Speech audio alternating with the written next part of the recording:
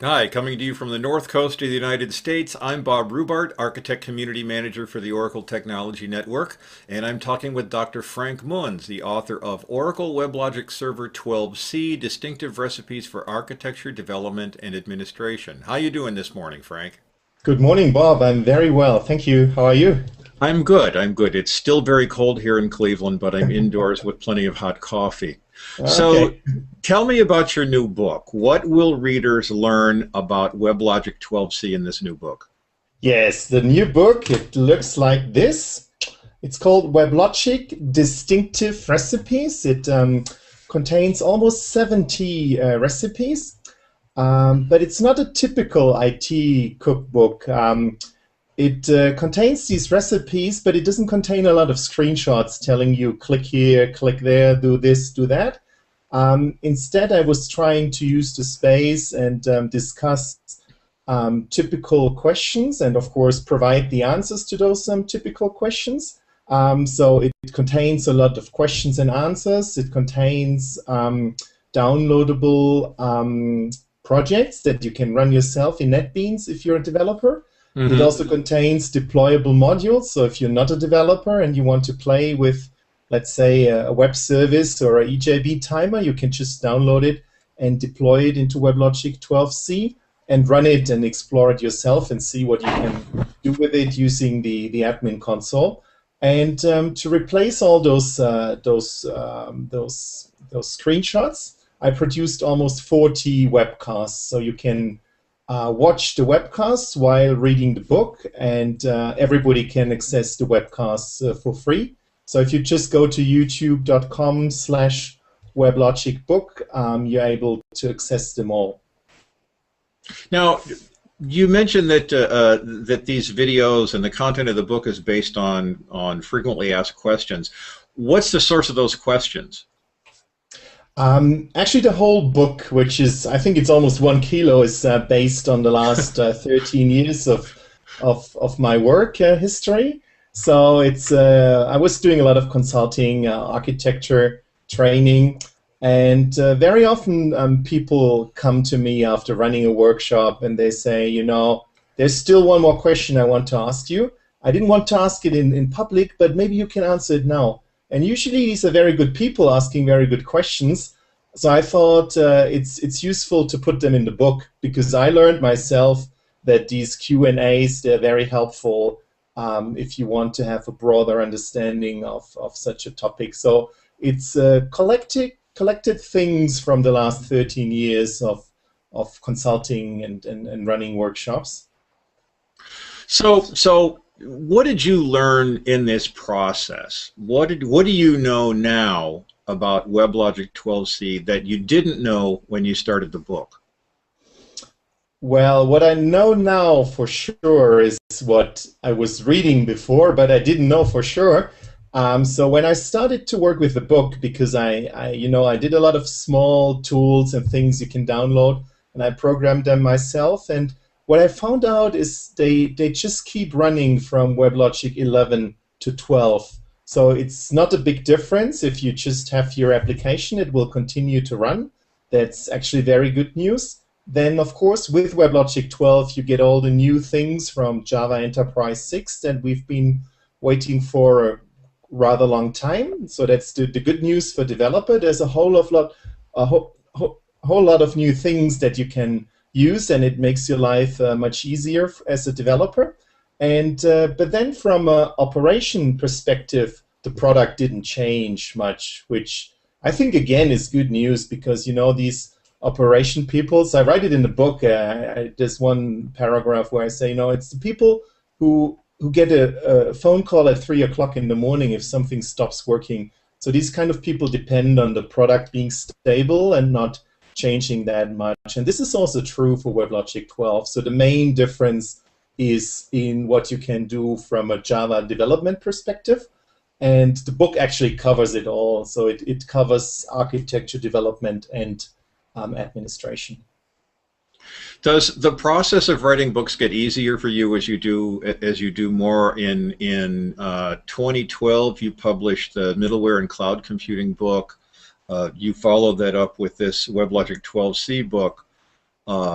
That's between that, your consulting work and your speaking engagements. Where do you find the time to do this? It takes a lot of time, and it always takes more time than you believe yourself. So when I was planning this second book, I thought it might take like 4 to 5 months. So the first estimates were like November last year. Now it's January 2013. So the rule is it always takes almost twice as long as you think. But then writing this book was somehow easier, and it was almost kind of pleasure because it contains so many things that I always used to talk about, but I never had them written down. And it's stuff that really, from my perspective at least, nicely complements what you can read in the official Oracle documentation. And even if you go to an official Oracle training course, it's the stuff where we usually don't have the time to talk about. So it adds a lot of new things, which I think makes it distinctive. And just writing them down was a lot of fun. It still is it's still hard work, but it was a lot of fun collecting all this.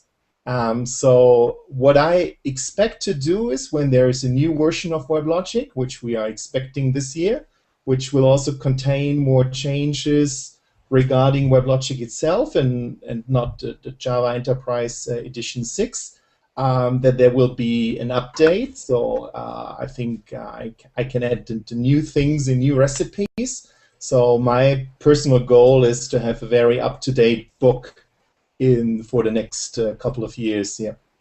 Did producing the companion videos for the book make it easier to do the writing? Honestly, no. Okay. Honestly, producing the video was a lot of extra work. Again, I underestimated the amount of work you just need to produce the video. At the early beginning, there was a phase where I was still evaluating the software, and sometimes I was preparing things for 1 hour and doing a recording for another half hour, and then it just crashed at the end. So there was a learning period, and it doesn't help that much for the reading, I have to say. It all fits nicely together. So what I typically do for a full-blown recipe, I have the writing part, which goes back to some common questions or some common situation that we encounter often. And then I think, well, how can you address this? And very often I think there should be some small utility, some small deployment that really proves the point. So I start hacking this, and then I make it downloadable as a project and as a deployment unit. And then at the end, I kind of grab the webcast showing showing me using this utility and showing the features or showing features of WebLogic. So it's like 3 different things which are all different, but altogether I think they hopefully make a lot of sense for the readers and the viewers of the webcast. It makes it more enjoyable, to be honest. It doesn't make it easier, but it makes it more enjoyable because you do different things. You feel like you're producing something, and it's not just like you sit down and you feel like I'm supposed to write 300 pages. It's more creative. It was a lot of fun, yeah. Now, the videos are freely available on YouTube. Yes. I'm curious about how do the videos and the book work together in the total package? I think the videos, they kind of add to the book. They complement the book. So as I said, everybody is invited to see them, and even the videos, they're kind of different. There's some really nice tutorials that almost last for 15 minutes.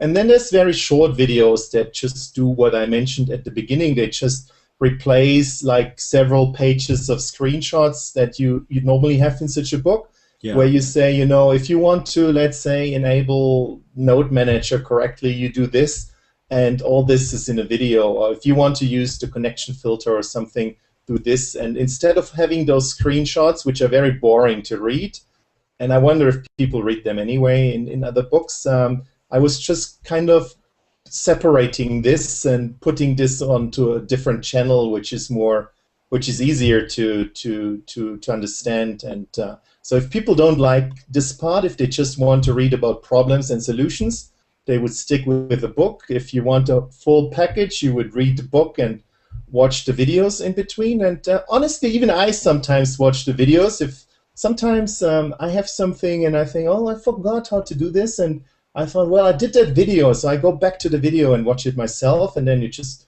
click on stop and you can rewind and see it again if you want to follow it yourself and follow the steps on your own WebLogic installation. Great, great. Well, in the minute or so we have left, tell me about any speaking engagements you have coming up. Yes, there is a series of events planned. So I'll have a break for the writing until the next WebLogic version is coming out, and I'm very happy to do a series of workshops together with the Australian user group, Australian Oracle user group, AUSUG, across all major cities in Australia. So we're planning 7 events right now in every major city of Australia, and I'm looking forward to talk about WebLogic 12c in Australia. You're in Australia quite a bit. You thinking about getting an apartment there?